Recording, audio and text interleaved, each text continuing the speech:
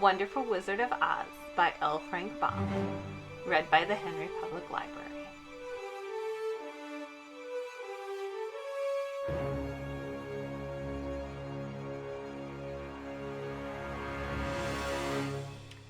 Chapter 23. Glinda the Good Witch grants Dorothy's wish. Before they went to see Glinda, however, they were taken to a room of the castle, where Dorothy washed her face and combed her hair, and the lion shook the dust out of his mane, and the Scarecrow patted himself into his best shape, and the Woodman polished his tin and oiled his joints. When they were all quite presentable, they followed the soldier girl into a big room where the witch Glinda sat upon a throne of rubies. She was both beautiful and young to their eyes. Her hair was a rich red in color, and fell in flowing ringlets over her shoulders. Her dress was pure white, but her eyes were blue, and they looked kindly upon the little girl. "What can I do for you, my child?" she asked. Dorothy told the witch all of her story, how the cyclone had brought her to the land of Oz, how she had found her companions, and of the wonderful adventures they had met with. "My greatest wish now," she added, "is to go back to Kansas, for Aunt Em will surely think something dreadful has happened to me, and that will make her put on mourning, and unless the crops are better this year than they were last, I am sure Uncle Henry can't afford it." Glinda leaned forward and kissed the sweet upturned face of the loving little girl. "Bless your dear heart," she said. "I am sure I can tell you a way to get back to Kansas." Then she added, "But if I do, you must give me the golden cap." "Oh, willingly!"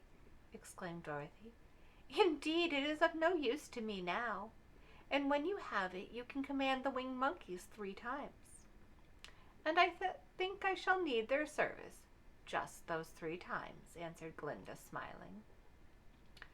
Dorothy gave her the golden cap, and the witch said to the Scarecrow, "What will you do when Dorothy has left us?" "I will return to the Emerald City," he replied, "for Oz has made me ruler of the people like me. The only thing that worries me is how to cross the Hill of the Hammerheads." "Oh, by means of the golden cap, I shall command the winged monkeys to carry you to the gates of the Emerald City," said Glinda, "for it would be a shame to deprive the people of such a wonderful ruler." "Am I really so wonderful?" asked the Scarecrow. "You are unusual," replied Glinda. Turning to the Tin Woodman, she asked, "What will become of you when Dorothy leaves this country?" He leaned on his axe and thought a moment. Then he said, "The Winkies were very kind to me, and wanted me to rule over them after the Wicked Witch died. I am fond of the Winkies, and if I could get back again to the country of the West, I should like nothing better than to rule over them forever." "My second command to the winged monkeys," said Glinda, "will be that they carry you safely to the land of the Winkies.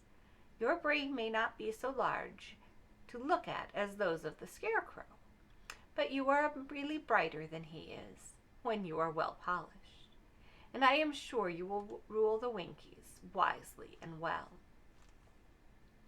Then the witch looked at the big, shaggy lion and asked, "When Dorothy has returned to her home, what will become of you?" "Over the Hill of the Hammerheads," he answered, "lies a great old forest, and all the beasts that live there have made me their king. If I could only get back to this forest, I would pass my life very happily there." "My third command to the winged monkeys," said Glinda, "shall be to carry you to your forest. Then, having used up the powers of the golden cap, I shall give it to the King of the Monkeys, and he and his band may forever be free forevermore." The Scarecrow and the Tin Woodman and the Lion now thanked the good witch earnestly for her kindness, and Dorothy exclaimed, "Oh, you certainly are as good as you are beautiful, but you have not yet told me how to get back to Kansas." "Your silver shoes will carry you over the desert," replied Glinda. "If you had known of their power, you could have gone back to your Aunt Em the very first day you came to this country." "But then I wouldn't have my wonderful brains," cried the Scarecrow. "I might have passed my whole life in the farmer's cornfield." "And I should not have my lovely heart," said the Tin Woodman. "I might have stood and rusted in the forest till the end of the world." "And I should have lived a coward forever," declared the Lion, "and no beast in all the forest would have had a good word to say to me." "That is all true," said Dorothy, "and I am glad I was of use to these good friends.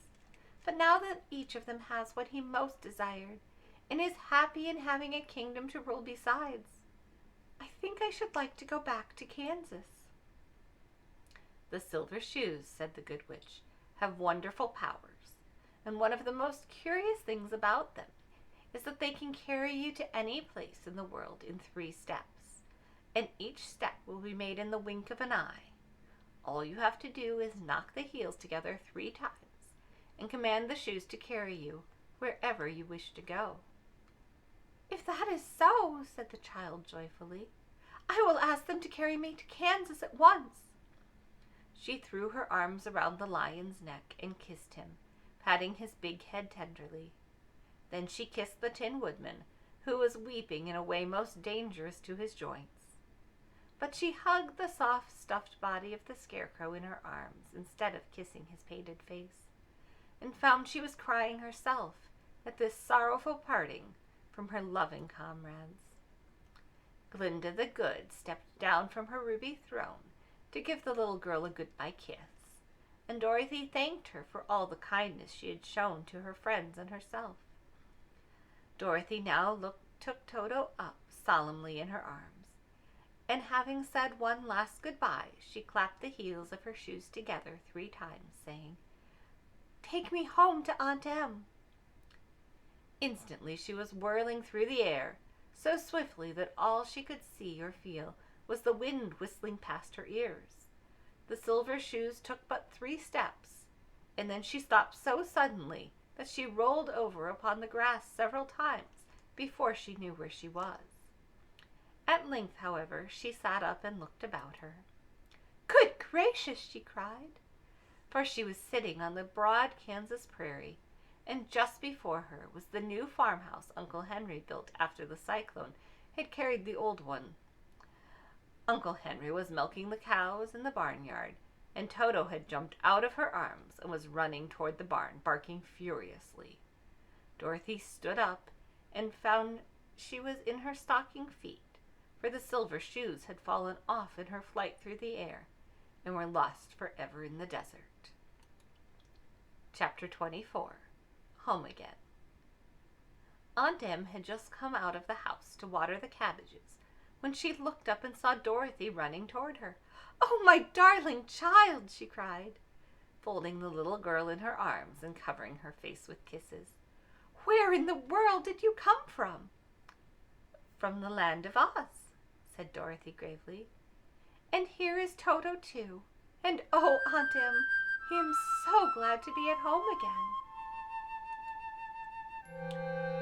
Thank you for listening to The Wonderful Wizard of Oz by L. Frank Baum, read for the Henry Public Library.